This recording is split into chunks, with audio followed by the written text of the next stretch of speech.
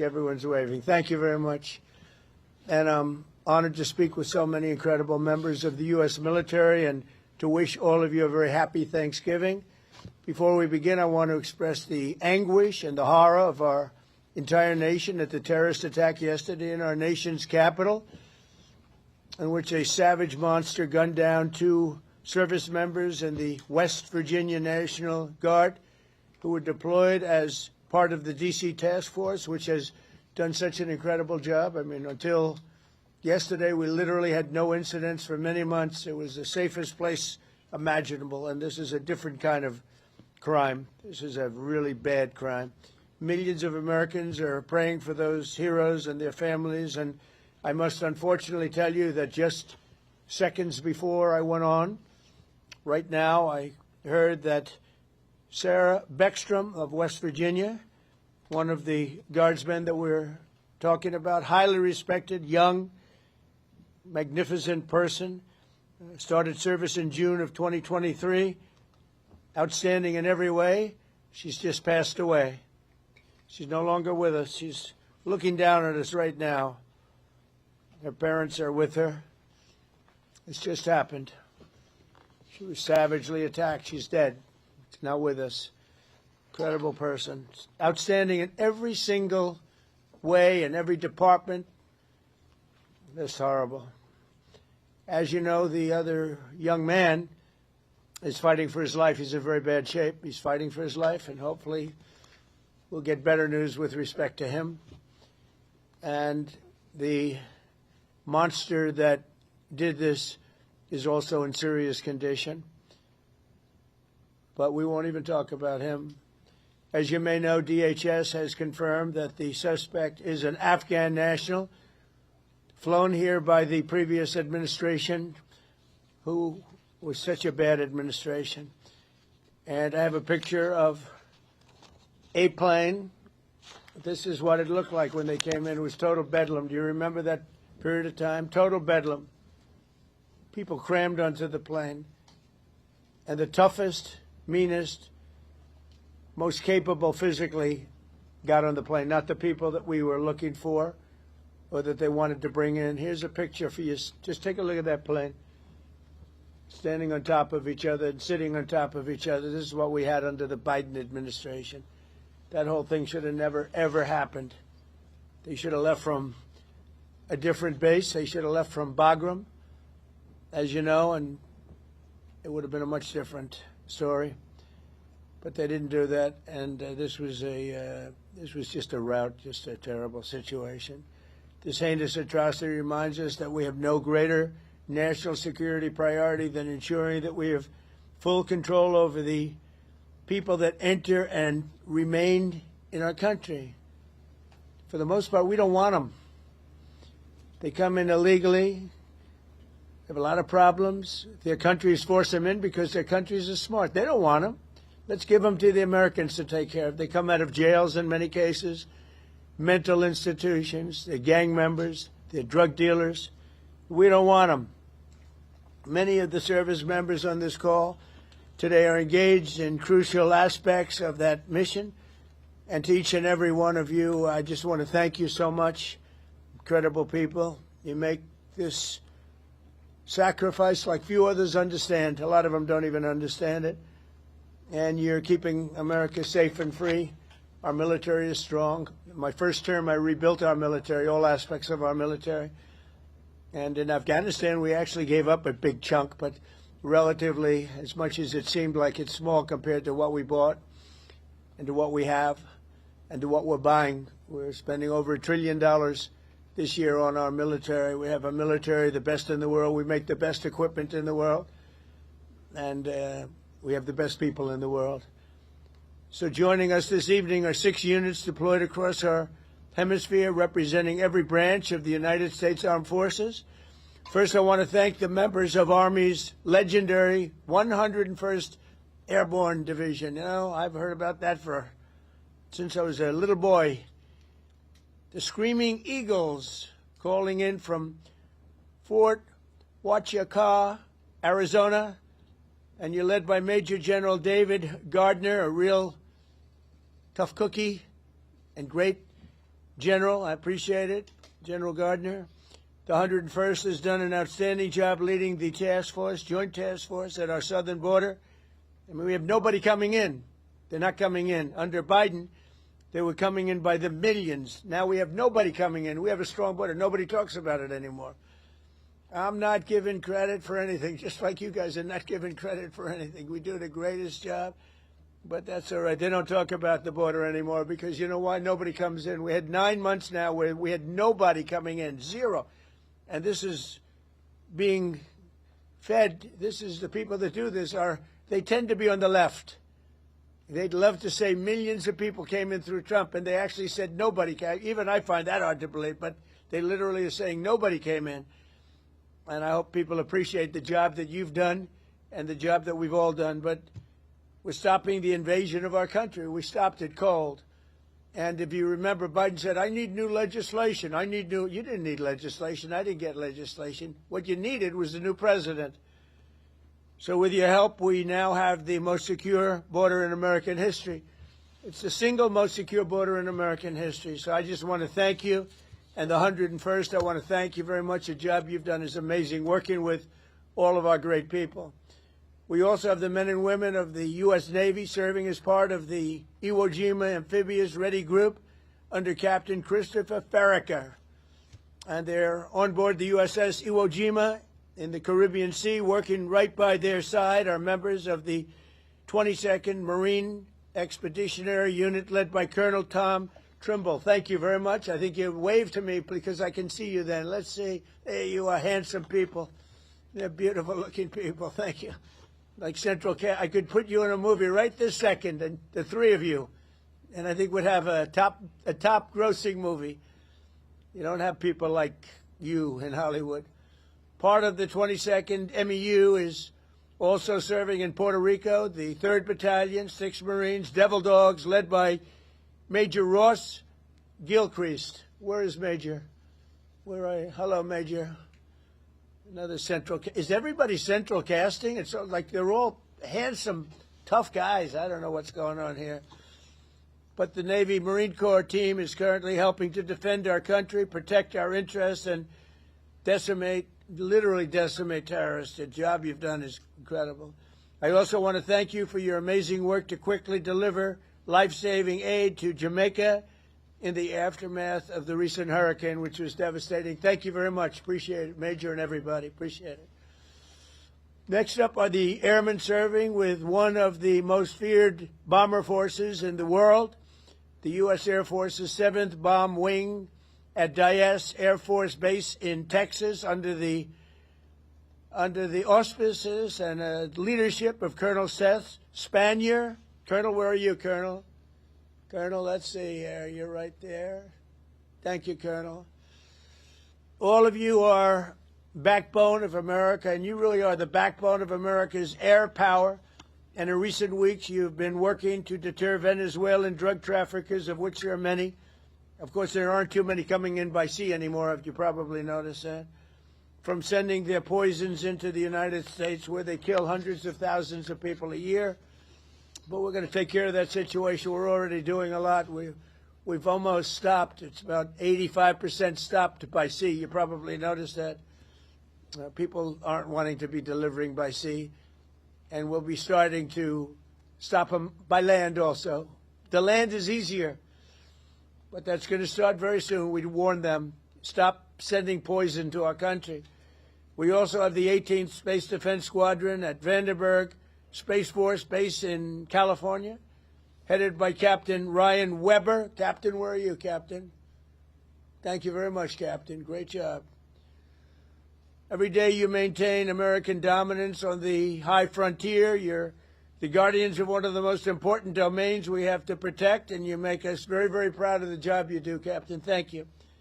Finally, we have the great men of the Coast Guard, and I have to tell you, there are a lot of women in the Coast Guard now, too, and we're happy about that. United States Coast Guard aboard the Coast Guard cutter Forrest Rednor with Lieutenant Commander Alexis Wild. Alexis, where are you? Hi, Alexis. Alexis Wild at the helm, and I'm told that just last month the Forrest Rednor intercepted a boat with lots and lots of illegal aliens off the coast of California. It was loaded, and then turned them over to the Customs and Border Patrol, and they did it so professionally. The people were very, very impressed with the job you did, Commander, so thank you very much. It was a great job. And thank you for defending our maritime borders with skill and with pride, and the job you do. Amazing. So I want to thank all of you again for your amazing service to our country. God bless our warriors. God bless our heroes from West Virginia National Guard. What a group. I love West Virginia. And I want to wish everybody a very happy Thanksgiving. We have a country that we can be very proud of. I was with the King of Saudi Arabia, and he said, you know, sir, last year you had a country that was a dead country. We thought it was dead.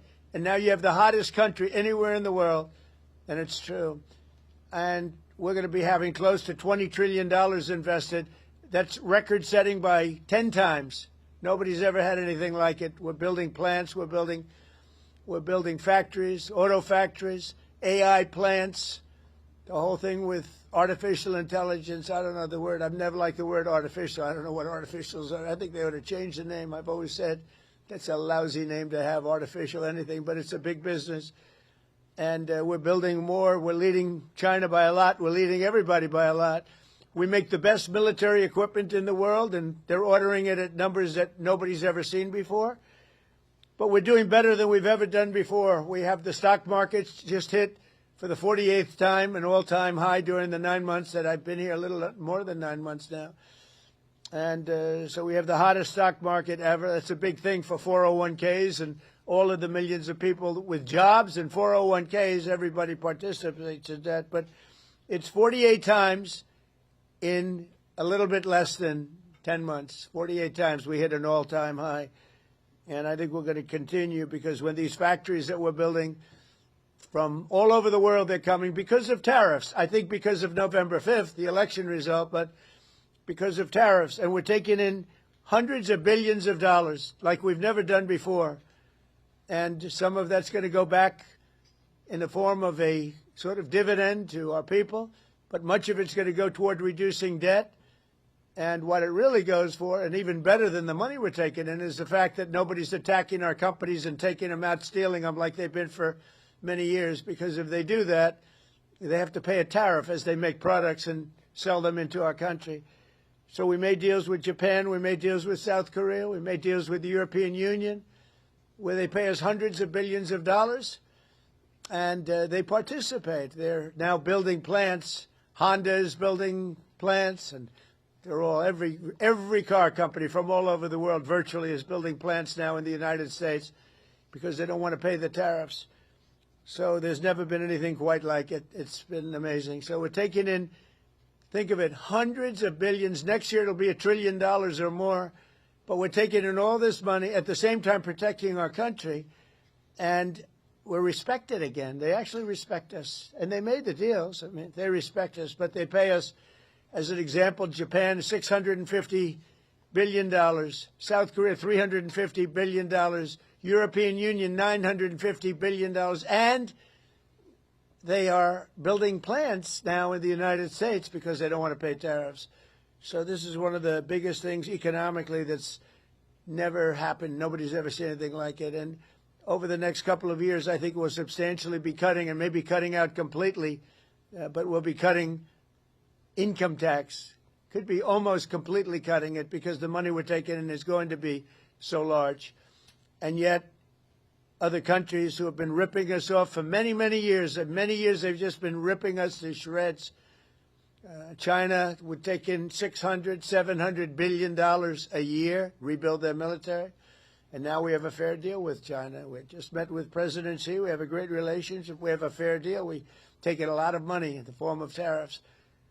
But so many, even our friends, I mean, European Union, they're our friends. Japan, they're our friends. South Korea is our friends. They're now paying us hundreds of billions of dollars, and they're also paying tariffs to come in. We're not paying tariffs to go in there, by the way.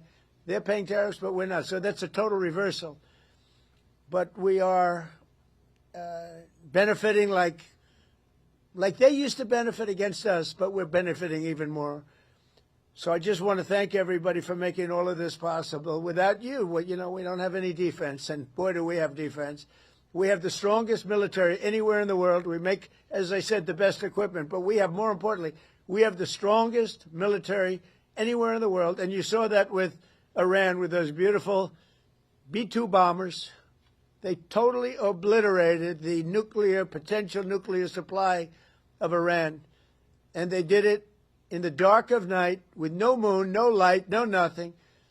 Early in the morning, they attacked. You couldn't see a thing, and every single bomb hit its mark.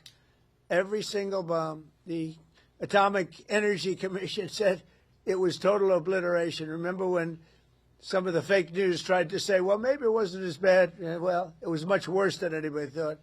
And I want to thank those pilots and all of the mechanics and all of the people that serviced and worked on the B-2 bombers. We just ordered a lot more of them. And the reason we did is they were totally incredible, totally invisible. They were stealth. Nobody saw them. They knew they were coming, but they couldn't see them. And they dropped the bomb, and then one of the pilots, commander, said, skedaddle. Let's get the hell out of here. But they dropped those bombs, and they loved doing it. They were so honored. They said to me when they came to I invited them all to the Oval Office, including the people that take care of the machines, because, you know, they flew 37 hours both ways, 37 hours, and there wasn't a sputter from an engine. There wasn't a broken screw. There wasn't a problem. There wasn't a chipped piece of paint. It was a flawless mission. I want to thank General Raisin Kane for that and Pete Hegseth for that.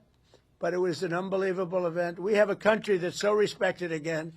But when the pilots came to see me and I gave them a medal, all of them, there were a lot of handsome people. They looked like Tom Cruise, actually. It was very good casting. But I like Tom Cruise, the last of our movie stars, probably. But although we're honoring Sylvester Stallone a little while at the Kennedy Center, so I'm going to put him in that same category. We have Sylvester Stallone and Tom Cruise. But I will tell you that they said for 22 years, sir, our predecessors and us wanted to make this attack. 22 years they wanted to make this attack. And they practiced it 3 times a year for 22 years, and no president gave them the approval to do it until you came along, sir. We want to thank you. I said, did you really enjoy it? They said, sir, we loved it. We loved it. And these are brave men. These are from a different place than some of the people I know who aren't courageous. We have a lot of people that aren't courageous. These people were amazing in the job they did. So with that, I'm going to ask Lieutenant Colonel Charlie Rockwood, who's a highly respected young man, to speak to you. And if you have any questions, I'll answer them. Unlike Biden, he didn't take questions. But I take all the questions you want. You can ask me any damn question you want. And then we go and have a great Thanksgiving, because I don't know about you. You probably had your dinner already, but I didn't. And I know exactly what I'm going to have. Turkey. Okay? I believe it's turkey.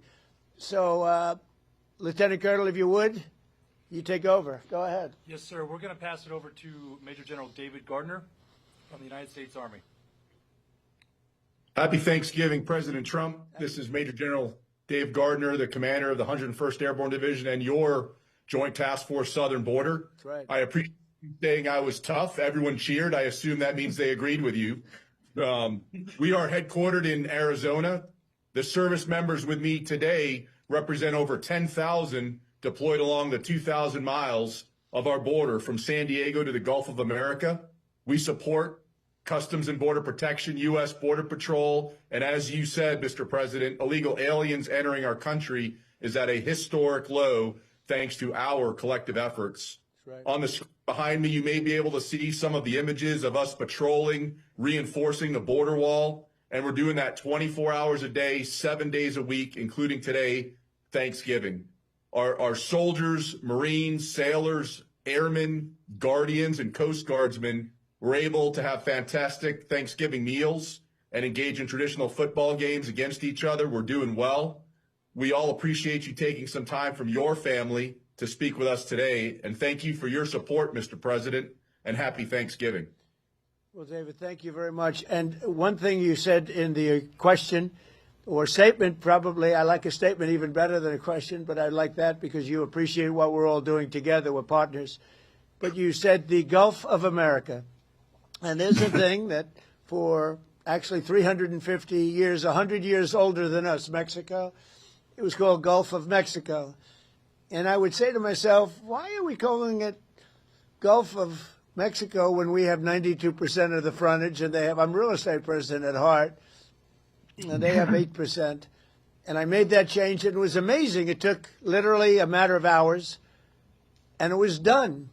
And nobody even, very rarely did they complain. We beat AP, Associated Press, very badly in a lawsuit. You know, they tried to get it stopped because they're not good Americans. I mean, who would want that stopped?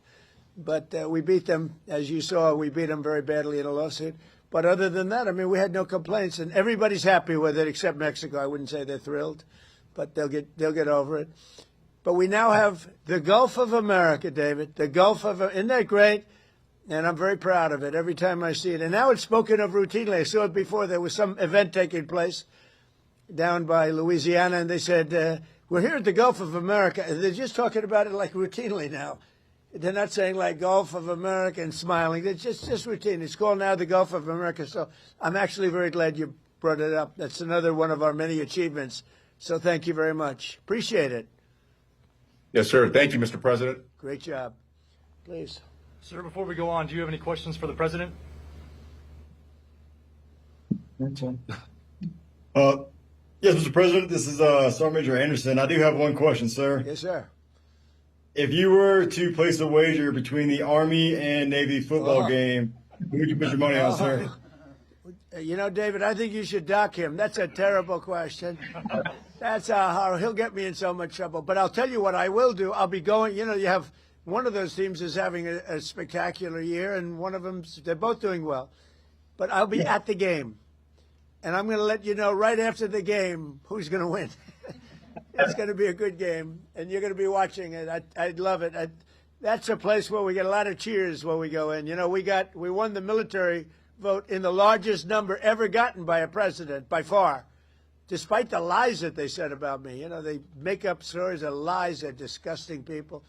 But we won the military by the biggest vote in the history of our election. So I like the military, but I like the Navy, and I like the Army a lot. And I'm going to be at the game, and I don't know if you're going to be there. You're pretty far away, but we'll be thinking about you. And I'll be thinking about that wise guy question you just asked me. Thank you very much. Thank you. All right, sir. With that, we're going to go over to Major Ross Gilchrist from the United States Marine Corps. Good evening, Mr. President. The Marines and sailors in this room from Battalion Landing Team 3-6 are ready, capable, and lethal to support readiness and lethality in support of Operation Southern Spear. We're here in Camp Santiago, Puerto Rico, conducting sustainment training, and recently we conducted a mobile training team employing first-person view attack drones, conducting 2 day strikes and the first ever 3 night strikes in the history of the Department of War. This represents a milestone in our combat lethality, increasing the capability of the Marine Corps and the Joint Service. Soon, we're going to prepare to support counter-narcotics operations in the ground, maritime, and air domains, and respond to crisis and contingency operations to provide you options, Mr. President, in support of national security objectives to protect our homeland. Marines and sailors of BLT 3-6, the Hellhounds, are ready. We're the first to fight and at the tip of the spear as an expeditionary force in readiness. Thank you for your support, Mr. President. Semper Fidelis. Happy Thanksgiving. Well, thank you, Ross, and you people are just amazing. You do a fantastic. I knew every move and every single thing you said. I know exactly what you did and who did it, and I want to just thank you. You were amazing. And Border Patrol and all of the people here, you know, Border Patrol, every single one of them. These are great people. ICE, you know, ICE gets not the credit they deserve. They are unbelievable, tough, smart, and they're unbelievable patriots. So, Ross, thank you very much. You really have done a great job. We appreciate it. We love working with you. Thank you. Thank you, Mr. Before we President. go over to the Navy, do you have any questions for the president? Anybody have any questions? Good afternoon, sir. The only proper response to the colonel from Fort Huachuca is "Go Navy, beat Army." Okay, I got to remember that. Thank you very much. They're going to have a great Sure. game. Thank you very much. All right, sir. With Yes, that, sir. We're going to move over to Captain Chris Farraker from the United States Navy. Okay. Yes, sir. Sir, on board here, Iwo Jima. proud commander of the U.S. Iwo Jima Amphibious Readiness Group, along with the 22nd New Expeditionary. You already met my one brother from Central Casting, Colonel Tom Trimble, and my other brother is Colonel Rick Shooter Haley. Behind me is a few of the men and women who comprise the 10,000 sailors and Marines of our Iwo ARD team, who are currently conducting maritime patrols against narcos in the Caribbean in defense of the homeland. Yes, sir. As you know, that we have also, besides the missions that you know about, sir, we also reinforce the embassy in Haiti. We're getting engaged on a routine basis, both receiving fire from some of those gang members and returning fire, defending that embassy. We've also opened up operations down here in the South, conducting expeditionary advanced base operations at Roosevelt Roads, where Major Ross-Gil Crease and the team are currently training. We've also done, as you mentioned, Mr. President, humanitarian support to Jamaica. We're proud to be part of this Navy Marine Corps team and be part of the defense of the homeland, sir. Thank you. Thank you very much. And really great job. Would anybody... Sir, I'd like to say more. Yes, go ahead, please. The First Lady came down to North Carolina last week and visited the Marines and Sailors Camp Lejeune, and my wife and my daughter and my two sons were able to meet the First Lady and get a picture with her. She was truly gracious, and we really appreciate the time that she spent with the Marines and Sailors. That meant a whole lot to a whole lot of people down in North Carolina, sir. Well, thank you very much. And she had enjoyed it, and she mentioned that, meeting your family. And she said those people are in good shape. They're in very good shape. I don't know if she's referring to me when she says that, because I don't know. That could be a little slight. But she was very impressed with everything she saw. Thank you very much. Sir, before we go to the Navy, Captain Farraker, do you guys have any questions for the President? I do have one selfish one, sir. My daughter's 9th birthday is here in a few days. So I was wondering if I could get a happy birthday, Catherine, from you, sir. And her first name is? Catherine, sir. Well, Catherine, you have a father who's a great hero and a great man and highly respected. Happy birthday, and take good care of him. Thank you, sir. Appreciate it. Say hello to her. Right, anybody back there have a question? I think that's it from us here, sir. Again, appreciate your time, and happy Thanksgiving to you and your family. Happy Thanksgiving, sir. Thank you all very much. Great. Have a great Thanksgiving. Thank you. Sir, with that, we're going to go over to Colonel Seth Spanier from the United States Air Force. Happy Thanksgiving, Mr. President. I'm Colonel Seth Spanier, 7th Bomb Wing Commander, and here with me I have Lieutenant Colonel Brian Guyette, our 28th Bomb Squadron Commander, and Major Joseph Spada, our 28th Bomber Generation Squadron Commander. And we're here representing the 4,000 men and women stationed at Dyess Air Force Base in Texas, employing the mighty B-1. Good evening, sir. The Bomb Wing hosts multiple B-1 squadrons that are responsible for everything from training the world's best combat aviators to operational tests, in addition to projecting strength and lethality across the globe. Recently, the Bomb Wings Combat Squadron was forward deployed to the Indo-Pacific, and the men and women that you see behind me were part of the 28th Bomb Squadron and fellow squadrons that executed operations in the Caribbean, and were responsible for demonstrating the latent combat capability of the training squadron, in addition to projecting credibility into the Caribbean on behalf of the long-range strike platform, the B-1B. Well, it's currently off station at Nellis Air Force Base, Nevada. Thank you very much. And I don't know if you know, we have more planes on order in terms of dollars and planes itself, and they have a new one, the F-47, and I didn't name that. It was named F-47. They think I named it. I didn't. They surprised me, but I hear it's stage 6, and it's at a level that nobody's ever seen before. But we have more planes on order right now and things in the works than we've ever had. So from the Air Force's standpoint, I know you know exactly what's on order because we dealt with you and what you like. But we've never had so many planes being built at one time, and we're reinvigorating everything. I know the F-35 has been very good, and we're working on some maintenance issues to get some of them back sooner, as you know, because some of them are out, and rather than having them sit there, we're getting them fixed. Should have happened a long time ago. But we've never been in the position where we've ordered so many. And I think the Air Force has to be very happy about that. Yes, sir. Absolutely. Good, thank you. And if you have any questions, please go ahead from your group. Good evening, Mr. President, and happy Thanksgiving. I'm Senior Airman Laurent. I'm an intel analyst at the 28th Bomb Squadron. My question for you today is, what is the most memorable obstacle or hardship that you've encountered in your life, and how did this shape you to be the leader you are today? Wow, that's an interesting question. But I'll tell you, in terms of obstacles, would be the weaponization of government by the previous administration. That was probably the biggest obstacle. I won by a lot. I ran a second time, I won by a lot. And I ran a third time, and it was too big to rig. But the biggest was that. They went after a lot of great Americans. I was one of them. And I would say weaponization by my opponent was a disgrace to our nation, and I would say it was the most difficult time, and we won. And now today I'm in Florida, but generally I'm in the White House, I'm in the Oval Office, so I look around and say, oh, well, couldn't have been that bad, but it was. It was a disgrace to our nation, and it should never be allowed to happen again, and it's being looked at very strongly. But it's a very interesting question. I don't know that anybody's ever asked me the question that way, but if you did, I would say it was the weaponization and illegal weaponization that they used where our government attacked the president and the former president of the United States of America. And I was fighting for you, not just for myself. I was fighting for you. I was fighting for everyone that I'm looking, all of those incredible patriots that I'm looking at, but the millions of people that are listening right now and the hundreds of millions of people in our country. And we fought and we won, but they're bad people. So thank you. That's a great question. Thank you very much.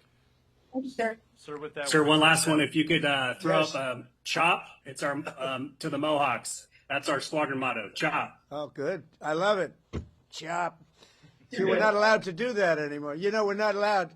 You're not allowed to use the word Indian anymore. The only one that wants you to are the Indians, all right? I don't think you should ever change. I will never tell you to change, all right? It's great. And they're very proud of it, too, by the way. Thank you all very much. Thank you. sir, we're going to turn it over to Captain Ryan Weber from the Space Force. Okay. Good evening, Mr. President. My name is Captain Ryan Weber, and I'm the commander of the 18th Space Defense Combat Squadron. Today with me, I have Delta Crew. They're working the holiday swing shift right now, which is led by Lieutenant Cunningham and Sergeant Jackson. We also have 5 orbital analysts with us today. Our mission here at the 18th is space domain awareness, tracking everything to, in, and from space, whether that's a launch, satellite reentry, or maintaining the catalog of 48,000 objects in space. It's been a historical year for 2025. We've had over 273 space launches to this year, 174 of those being from the U.S., and we're just grateful for our newly operationally accepted system to lead the way for the world in space domain awareness. Well, I know all about it because that was my baby, Space Force. So I can't say I have any favorites because I don't want to do that. But I'll tell you, I have a real love for Space Force. And as you know, I did that. We put some very good people in because we were losing to China and Russia substantially. And now we're leading China and Russia substantially. And as you know, Biden came in, he wanted to terminate Space Force. He thought it was funny. He thought it was so funny. The military didn't think it was funny. And he was met with a great force. And the force said, you're not doing this. But I think it's going to go down as one of our most important, it's, as technology goes. The things we're doing now in space are unbelievable. And I think it'll be one of the truly great things that this administration did. I did it in my last term. But we really had great people there, and we're dominating space now. We're dominating it. We were losing it to both China and Russia at the time. We had no Space Force. And so we created this incredible group of people. They came together, and they created something very special. And I'm very proud of all of you for being involved. It's going to be one of the most important things, I think, that I've ever done. Thank you. Ryan, before we move on to the Coast Guard, does anybody from your team have a question for the President? The one question I would have, sir, is what do you see for the future for the Space Force? How do you expect it to grow as we build out as a branch? I just think it's unlimited. I think it's, in terms of technology, in terms of, the others have been here for a long time. And Air Force has been, and I could have left it in the Air Force, but I really thought it should have its own identity.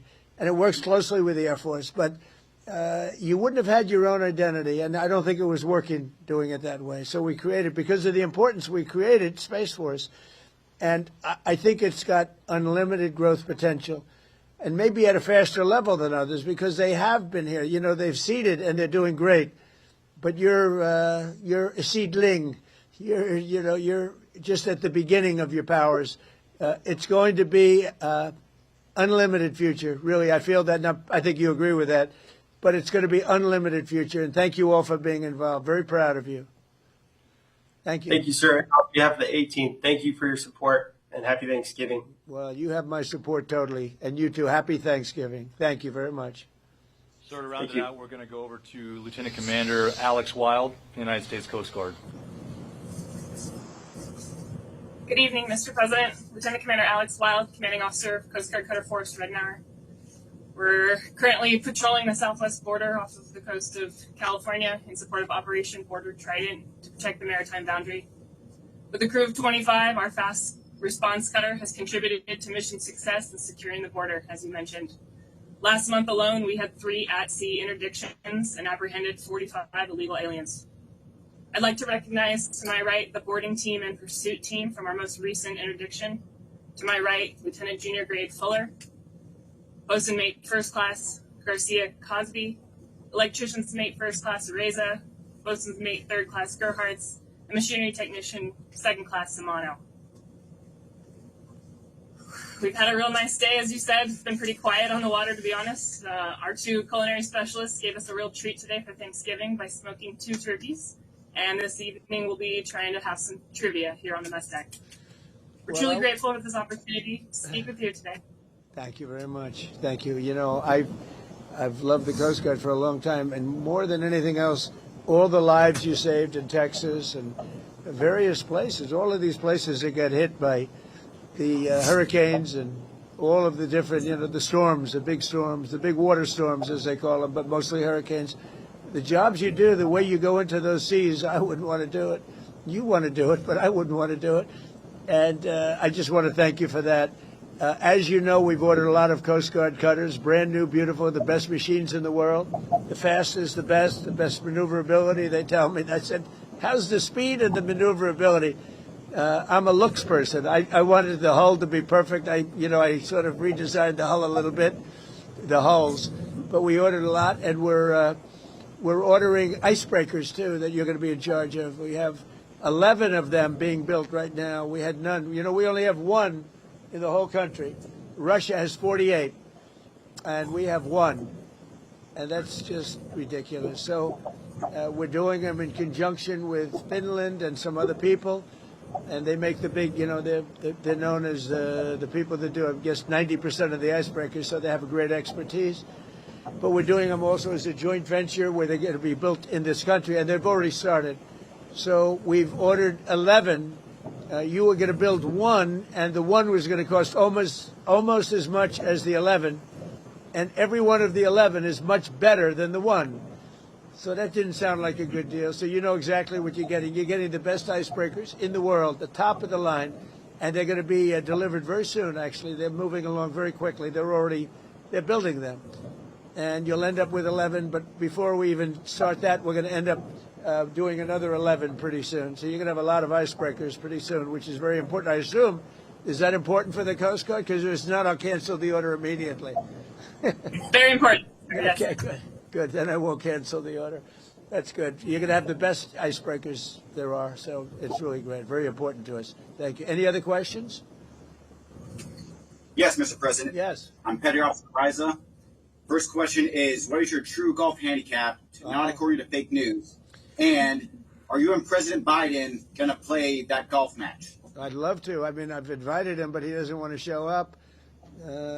Look, I know a lot about golf. I've won 38 club championships, and I don't get to practice much. I won one last year. I won a club championship at a big club, beating a 27-year-old kid. I said, you know, I'm decades older than you, but I said, the fairway doesn't know how old you are as you walk up the middle and he's in the rough. And I've been a good golfer over the years. I won, when you win, you know, club championships are our majors. You know that. Most people can't play in them. They won't. We're talking about no strokes or anything else. So I'm a very low handicap, and I've won 38 of them legitimately, everyone legitimately. It has to be legitimate because you have a lot of people following you during club championships, as you know. So I guess I'm very, I got to be right around scratch or better. I beat a +3. That's 3 better, 3 below par. You know, if you look at it for those that don't know. In the finals of the club championship last year with all I was going through and with no practice. So I'm a good golfer. Yeah, I would have to say that. I want to be honest. I have to be honest. I played with Bryson DeChambeau on his show, you know, the Breaking 50, and we had a good time. But a lot of people thought that was a great ratings hit, and we had a lot of fun. But golf is great. It's sort of a microcosm of life, and you have a lot of people talk, but they can't play. Like Biden. Biden can't hit a ball 30 yards. I'm telling you. I looked at his swing. He cannot hit a ball 30 yards. He said he was a 6 handicap. He said that was the only thing that made me angry during the debate with him. He said he was a 6. I said, you're not a 6. And he said, well, I'm an 8. I said, that was quick. I picked up 2. But he's not 100. He's not 100. So, but it's a great game, and I hope you guys get to play a little bit of it. But frankly, I'm more excited about the icebreakers, if you want to know the truth. So anyway, I want to thank you all. Great job. Coast Guard, great job. We're proud of you. You're going to have the best equipment in the world, and it's coming rapidly. Thank you very much. Thank you. Thank you for your support, President. So that concludes the presentations. If you have any closing remarks, that'll be it. Well, I do have closing remarks. I just want to say how proud I am. You look at the people that we just dealt with. These are the top people in our country. These are just beautiful people inside and out. They're brave. They're smart. They're brilliant. And I just want to say it's an honor to be with you. It's an honor to be working with you. We have the strongest country we've ever had. We make the best equipment in the world. We have the best military in the world. Nobody can even come close. And everybody knows it. And they respect us now again. A year ago, 2 years ago, 4 years ago, 3 years ago, they didn't respect us at all. They laughed at us. Nobody's laughing anymore. So I just want to thank you all very much. I'm very proud of you. Thank you. Thank you. Thank you very much. Okay, we can cut that then. We can cut that. Hello. Hello. Good to see you. Thank you so much. Happy Thanksgiving. Thank you. You too. A question about this tragic shooting in Washington, D.C. U.S. officials say that the suspect worked very closely with the CIA in Afghanistan for years, that he was vetted, and the vetting came up clean. He went cuckoo. I mean, he went nuts. And that happens, too. It happens too often with these people. You see them. But, look, this is how they come in. This is how they're standing on top of each other. And that's an airplane. There was no vetting or anything. They came in unvetted. And we have a lot of others in this country. We're going to get them out. But they go cuckoo. Something happens to them. Your DOJ IG just reported this year that there was thorough vetting by DHS and by the FBI of these Afghans who were brought into the U.S. So why do you blame the Biden administration? Because they let them in. Are you stupid? Are you a stupid person? Because they came on a plane along with thousands of other people that shouldn't be here, and you're just asking questions because you're a stupid person. And there's a law passed that it's almost impossible not to get them out. You can't get them out once they come in. And they came in, and they were unvetted, they were unchecked, there were many of them, and they came in on big planes, and it was disgraceful. And if you look, you'll see there was a law passed. It makes it almost impossible not to let them in, not to certify them, so to speak, once they come in. And they came in, and they shouldn't have come in, and frankly, the whole thing was a mess. The whole Afghanistan situation was a mess. It should have never taken place. If we're going to go out, and we would have gone out because I had everybody ready to go, we were going to go out with strength and dignity and precision, and we would have left from Bagram, and we would have kept Bagram, by the way, because of its very close relationship to China and where they make their missiles. But when you let the people come in by the thousands and thousands and thousands, They made a terrible mistake, but they were incompetent. Yeah. Yeah, Mr. President, thank you for having us here tonight. You've spoken with Sarah and Andrew's family. We have a call in a little while, actually, right after this. Do you plan to? Well, the family is devastated, as you can imagine, but we have spoken. I mean, my people have spoken with the family. We'll be speaking tonight, tomorrow. You have to give them a little. They just found out about their daughter. You know, you can't just call 2 seconds later. Yeah, of course. It's a very, very tough situation. Obviously. She was so outstanding. I mean, I just heard outstanding in every single way. It's in the early stages, obviously, but do you plan to attend Sarah's funeral? I haven't thought about it yet, but it certainly is something I could conceive of. I love West Virginia. You know, I won West Virginia by one of the biggest margins of any president anywhere.